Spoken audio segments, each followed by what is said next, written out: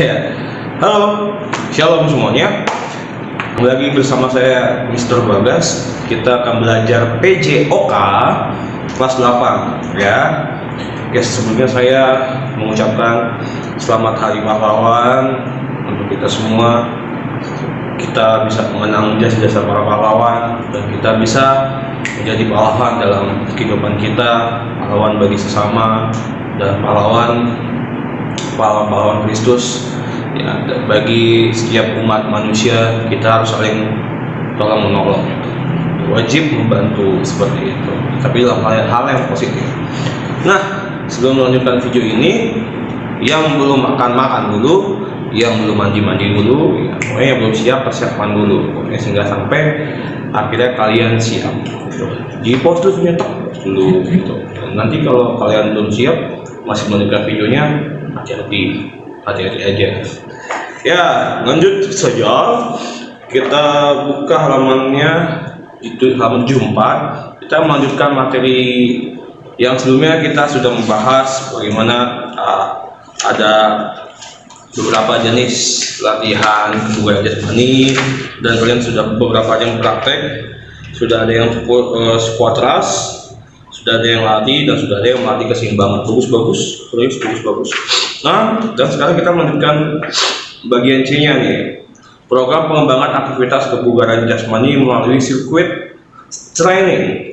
Jadi bentuk-bentuknya ini adalah kombinasi dari semua latihan fisik. Jadi konsepnya latihan sirkuit training ini adalah semua jenis latihan itu dijadikan dalam satu, tapi membentuk sebuah lingkaran, dan di lingkaran itu ada pos-posnya gitu, sehingga pos-posnya itu terdapat ada beberapa jenis latihan gitu, beda-beda gitu. Nah, jadi ini juga ada contohnya lari naik turun tangga, lari ke samping, ke belakang, melempar bola, memukul bola dengan raket, lompat-lompat, dan berbagai bentuk latihan beban dan sebagainya.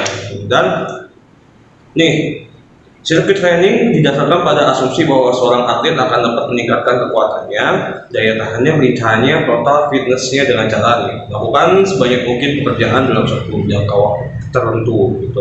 Melakukan satu jumlah pekerjaan atau latihan fisik dalam waktu yang singkat-singkatnya. Latihan dapat dilakukan tanpa atau dengan menggunakan beban. Terakhir, bentuk-bentuk latihan pada proses pos adalah lari zigzag, pull up, lempar bola, medicine, squat jump, naik turun tambang, naik turun tambang gitu berarti. Press, squat thrust, rowing, dan lari 200 meter secepatnya gitu. Nah, jadi ini ada langkah-langkahnya nih, bisa kalian baca. Langkah-langkahnya ini adalah, pokoknya ini kalau kita praktekkan di sekolah, ini akan lebih seru. Jadi saya akan beri pos-pos di setiap pos ada panduannya. Kamu harus melakukan ini, kamu harus melakukan ini, kamu harus melakukan ini, kamu harus melakukan ini. Jadi kalian membentuk kelompok, itu antar kelompok saling bersaing gitu. Masuk ke pos pertama, lakukan hal tersebut.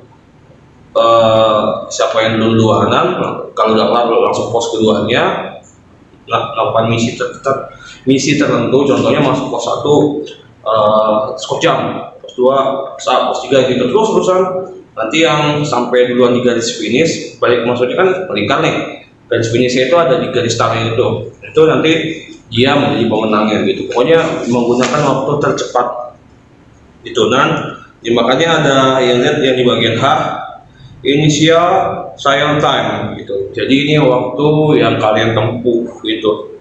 Jadi kalau misalkan waktu yang kalian tempuhnya itu ada 5 menit sekian detik, kalian targetnya harus sepertiga lebih cepat dari 5 menit. Misalkan 3 menit berapa. Nah, itu jarang terjadi, tapi itu menjadi pedoman acuan yang harus digunakan. Itu kenapa? Karena yang paling susah itulah menjadi target. Jarang ada orang yang bisa, tapi justru yang target yang susah itulah membuat kita semakin tertantang, semakin terlatih, semakin terasah kemampuannya gitu. Nah, bentuk-bentuk aktivitas latihan sirkuitnya nih, misalkan kalau lihat di halaman 75 nomor 2-nya, pos 1 misalkan lari bolak-balik, pos 2 push up, pos 3 sit up, pos 4 back lift, terus Sport 5 sport 100, sport 6 lari jarak pendek. Dan itu seru banget, jadi sekalian kita bermain, sekalian kita berolahraga seperti itu. Terus lihat di bagian lainnya, pengukuran hasil latihan kebugaran jasmani. Jadi fungsinya ini, kenapa kita latihan ini, apalagi khususnya buat kalian di SMP.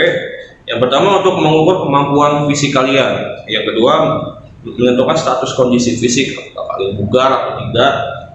Yang ketiga menilai kemampuan fisik kalian gitu sebagai salah satu tujuan pendidikan jasmani. Keempat mengetahui perkembangan kemampuan fisik. Kelima sebagai bahan untuk memberi bimbingan dan meningkatkan kebugaran jasmani. Jadi ini dasarnya supaya nanti kedepannya kalian bisa menjadi lebih bugar lagi. Dan yang terakhir sebagai bahan masukan dan memberikan nilai seperti itu. Pasti ini nilai. Nah, lanjut. Nah, jadi pada umumnya tes kebugaran jasmani Indonesia untuk sekolah menengah pertama itu ada 5 tes. Jadi ada lari cepat, ada angkat tubuh, pull up, gitu. Ada tiang nih, kayak angkat gitu. Baring duduk, sit up, loncat tegak, vertikal jump, dan lari jauh. Nah, tujuan dari tes kebugaran jasmani itu untuk mengukur kemampuan fisik siswa dan menentukan tingkat kebugaran jasmani itu. Tujuannya itu mengukur, habis itu mengetahui tingkat kebugaran jasmani kalian. Lanjut. Nah, jadi kalau pas pelajaran olahraga sebelum pelaksanaan ini, sebelumnya kalian dihimbau untuk tidak tidur larut malam atau begadang. Terus yang kedua, makan dengan memperbanyak protein, daging, telur, apapun itu, susu. Dan yang terakhir, sebelum kita tes nanti kita akan ada pemanasan. Pasti pemanasan itu penting karena kalau tidak pemanasan akan mudah terjadinya cedera seperti itu. Nah, ini ada tes-tesnya nih. Ada tes lari cepat 50 meter, tujuannya mengukur kecepatan lari seseorang gitu. Nah, ini nggak akan dilakukan di dalam rumah. Ada 50 meter jauh sampai depan gang kayaknya. Yang kedua tes angkat tubuh 30 detik untuk wanita dan 60 detik untuk pria. Tujuannya mengukur kekuatan dan daya tahan otot lengan atau otot bahu. Ini nggak ada praktek di rumah juga, karena kalian mau pull up di mana? Di pintu. Kalau pintunya ada gagangan atas ya, kalau nggak ada kasihan. Ntar kalian gimana gitu.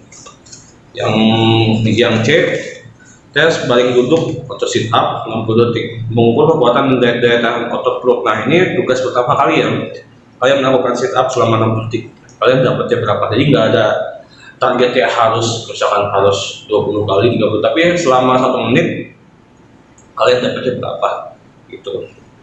Nah, terus tes loncat tegak. Nah, ini juga tugas kalian. Tujuannya mengukur daya ledak tungkai kaki.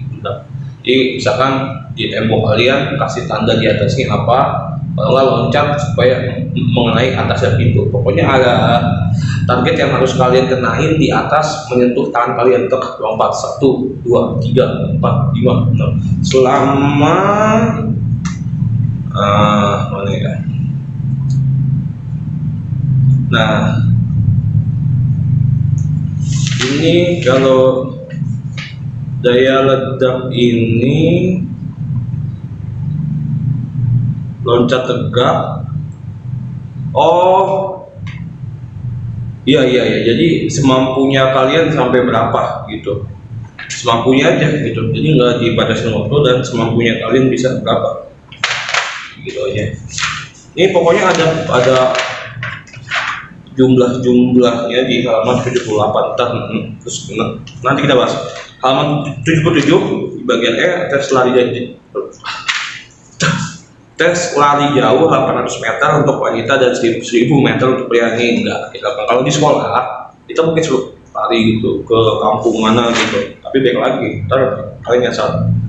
Lanjut halaman 78, menginterpretasi hasil tes kebugaran. Nah, ini maksudnya tadi ini ada beberapa poin-poin, tapi ini tidak menjadi acuan saya karena setiap orang mempunyai kemampuannya berbeda-beda gitu. Jadi nggak mungkin kalian sit up sama 60 detik ini buat yang cowok kalian dapat 38, itu luar biasa sekali itu.